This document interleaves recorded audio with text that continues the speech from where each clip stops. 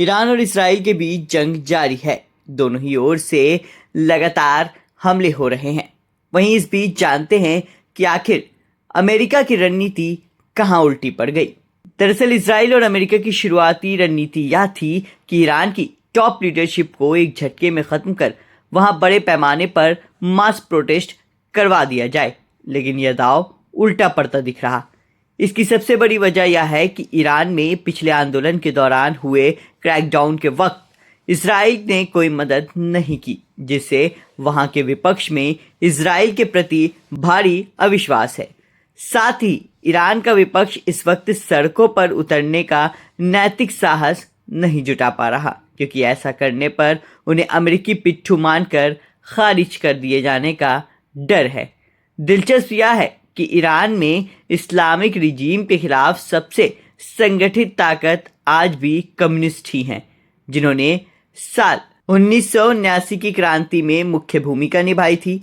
America और Israel वहां कोई सच्चा लोकतंत्र नहीं, बल्कि अपनी पसंद का कोई मोहरा बिछाना चाहते हैं, और कम्युनिस्ट की मौजूदगी उनके इस खेल को बिगाड़ रही है।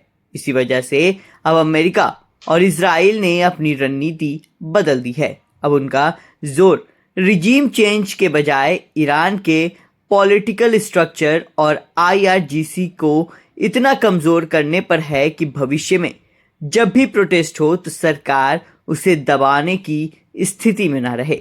फिलहाल यह पूरी जंग हथियार के स्टॉक पर टिक गई है। ईरान के सामने अपनी मिसाइल इन्वेंट्री बचाने की चुनौती है, तो दूसरी तरफ अमेरिका और इसराइल के एयर डिफेंस सिस्टम का स्टॉक तेजी से खत्म हो रहा है। हालात ये है कि कतर जैसे सहयोगी के पास भी एयर डिफेंस का बहुत कम एमओ बचा है। अब दोनों पक्ष इस इंतजार में हैं कि कौन पहले घुटने टेकता है या पीछे हटता है। वहीं इन सभी के बीच ईरान के राष्ट्रपति ने एक ट्वीट भी किया। उन्होंने लिखा, हम गवर्नरों के सीधे संपर्क में हैं। हालात बहुत खराब हैं, लेकिन देश रुका नहीं है। पूरे देश में चल रही गतिविधियां जारी है।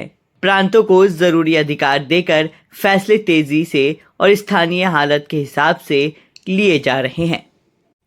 वहीं अमेरिकी राष्ट्रपति डोनाल्ड ट्रंप ने कहा, हमने 4-5 हफ्ते का अनुमान लगाया था, लेकिन हमारे पास इससे कहीं ज्यादा समय तक चलने की क्षमता है। हमें जो भी करना होगा करेंगे।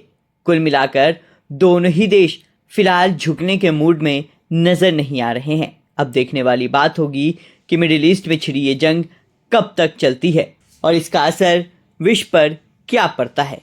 ये खबर आपको कैसी लगी हमें कमेंट कर जरूर बताएं।